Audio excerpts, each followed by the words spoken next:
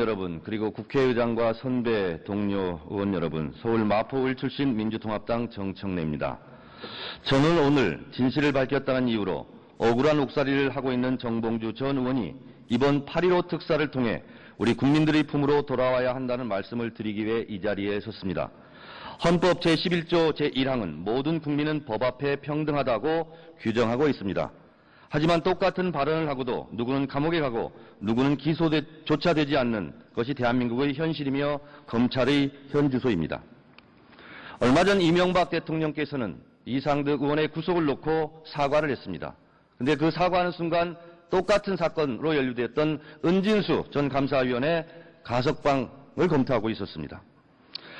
정봉주 전 의원은 지난 2007년 현역 국회의원으로서 국민들을 대신해 이명박 대통령의 BBK 주가 조작 관련 의혹을 제기했다는 이유로 지금 이 폭염 속에서 홍성교도소에서 옥살이를 하고 있습니다. 반면 사람들에게 피해를 준 BBK 실제 주인이 이명박 후보라는 비밀 계약서까지 있다고 폭로했던 박근혜 의원은 기소조차 되지 않고 지금 새누리당 유력 대선 주자로 펄펄 날고 있습니다. BBK 가짜 편지를 내세워 기획 입국서를 유포한 새누리당 홍준표 전 의원과 은진수 전 감사위원은 최근 검찰로부터 면죄부를 받았습니다.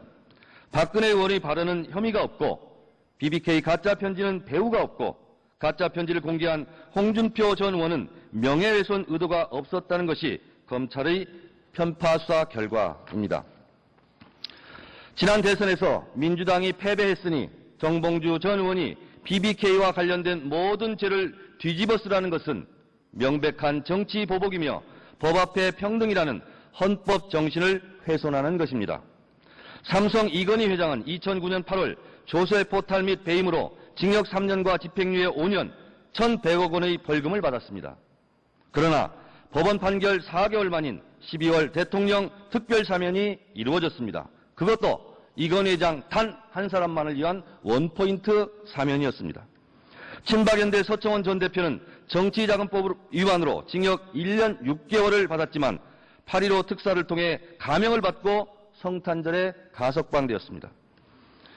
부산저축은행으로부터 뇌물을 받은 은진수 전 감사위원은 BBK 진실을 은폐한 공로를 인정받아 지난 7월 30일 가석방되었습니다. 개인의 부귀 영달을 위해 범죄를 저지른 재벌들과 이명박 대통령의 측근들은 특별사면과 가석방을 통해 사회로 나왔지만 국민을 위해 진실을 밝힌 정봉주 전 의원은 여전히 홍성교도소에 수감되어 있습니다.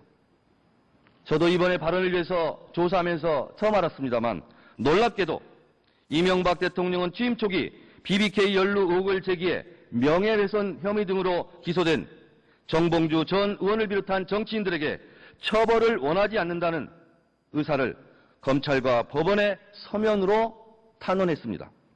그 당시 검찰과 법원에 처벌을 원하지 않는다는 의사를 전달한 것은 국민들을 우롱하기 위한 쇼였습니까? 이명박 대통령은 정봉주 전 의원을 특별사면하라는 국민의 강력한 요구에도 불구하고 왜 귀를 막고 모르쇠로 일관하고 있습니까? 대통령에게 특별사면권을 부여한 것은 측근 비리와 재벌들에게 사면권을 남용하라는 것이 아니라 법과 현실의 괴리 속에서 국민들이 법감정을 충족시키라는 것입니다.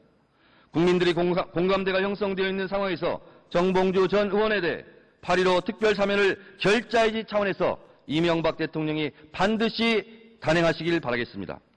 이번 8.15 특사를 통해 정봉주 전 의원을 사면 복권하지 않는다면 이것은 편파적인 옥살이며 헌법 정신을 유린하는 것입니다.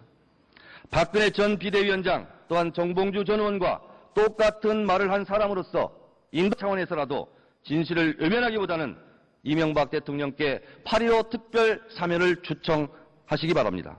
이제 이명박 대통령의 결단이 남아있을 뿐입니다. 국민 여러분, 그리고 선배 동료 의원 여러분, 매주 85세 노모 정봉주 의원의 어머니께서 면회를 다니고 계십니다. 억울한 옥살이를 하고 있는 정봉주 전 의원이 하루속히 우리의 곁으로 돌아올 수 있도록 힘을 모아 주십시오. 의원 여러분 도와주십시오. 경청해 주셔서 감사합니다. 고맙습니다.